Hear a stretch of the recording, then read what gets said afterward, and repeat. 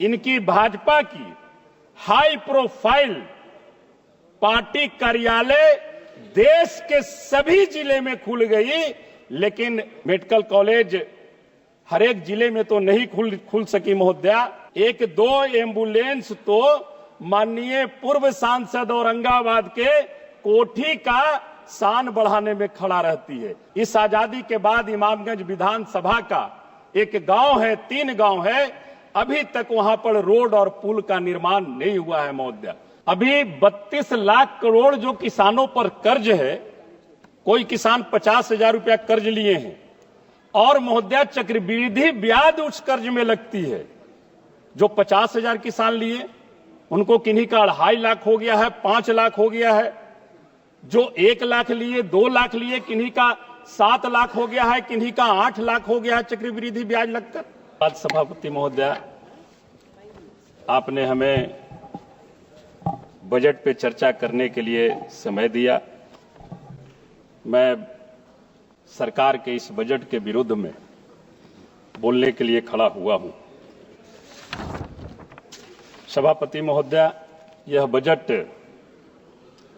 2014 के अच्छे दिन और अभी अमृत काल और 2047 की विकसित भारत की बात सपने जैसा दिखता है।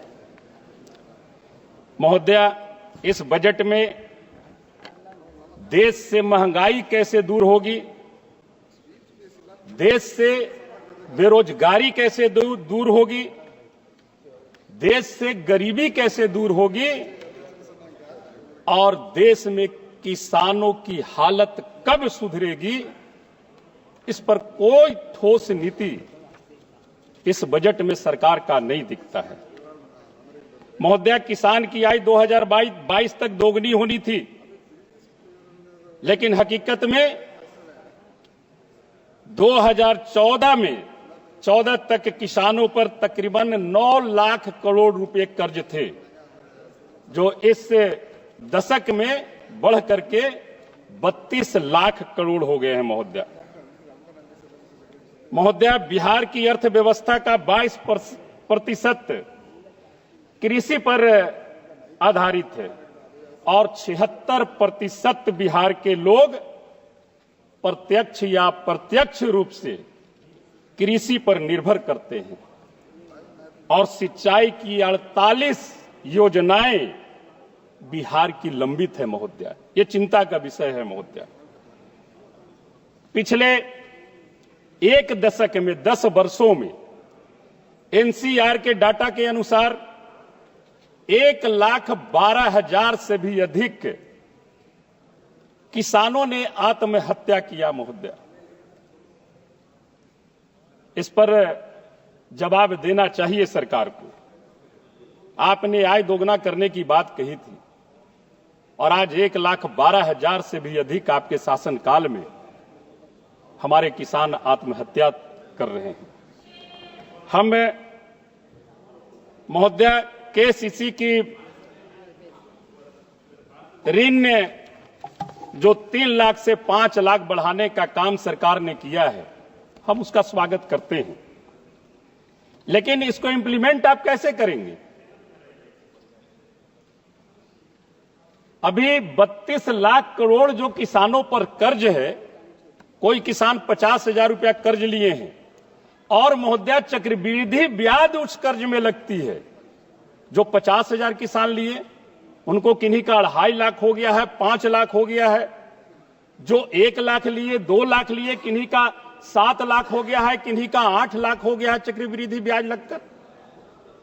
और जब तक इन किसानों का, जब तक वो ऋण नहीं चुकता करेंगे, तो मैं समझता हूं कि ये 3 से 5 लाख जो आपने किया है, मैं समझता हूं वो इसका वो लाभ उन्हें नहीं मिल पाएगा।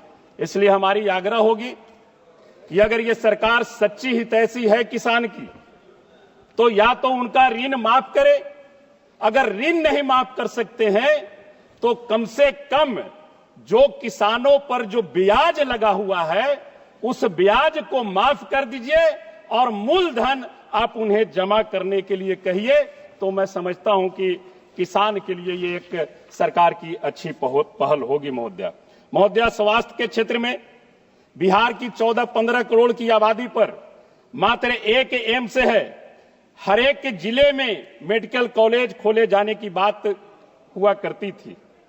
मेडिकल कॉलेज हर एक जिले में तो नहीं खुल सकी महोदया, लेकिन इनकी भाजपा की हाई प्रोफाइल पार्टी कार्यालय देश के सभी जिले में खुल गई, लेकिन देश के सभी जिले तो मैं नहीं कह सकता हूं, बिहार के हर एक जिले में मेडिकल कॉलेज की स्थापना नहीं हो सकी।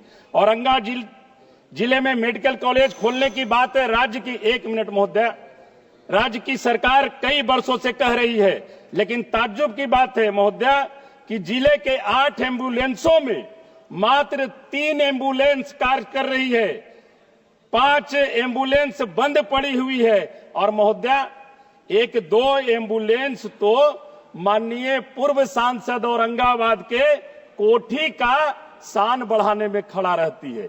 इसलिए महोदया, आपने हमें समय दिया, समय बहुत कम दिया। हमारी आग्रह होगी कि बहुत सारी बातें हैं बिहार हित के लिए, बेरोजगारी कैसे दूर हो, आप कैसे महंगाई खत्म करेंगे, उसकी कोई नीति बनाए। हमारी एक आग्रह होगी कि आप रोड की बात करते हैं कि चकचक हम बना रहे हैं, लेकिन मैं अपने क्षेत्र का एक गांव में आपका जिक्र करके बताना चाहता हूं कि इस आजादी के बाद इमामगंज विधानसभा का एक गांव है, 3 गांव है, अभी तक वहां पर रोड और पुल का निर्माण नहीं हुआ है महोदया। इसलिए हमारी आग्रह होगी कि सरकार तमाम चीजों पर एक ठोस नीति बनाए और नीति बना करके काम करे, तो मैं समझता हूं कि बहुत ही अच्छा होगा। आपने हमें समय दिया, इसके लिए आपको बहुत बहुत धन्यवाद, बहुत बहुत आभार।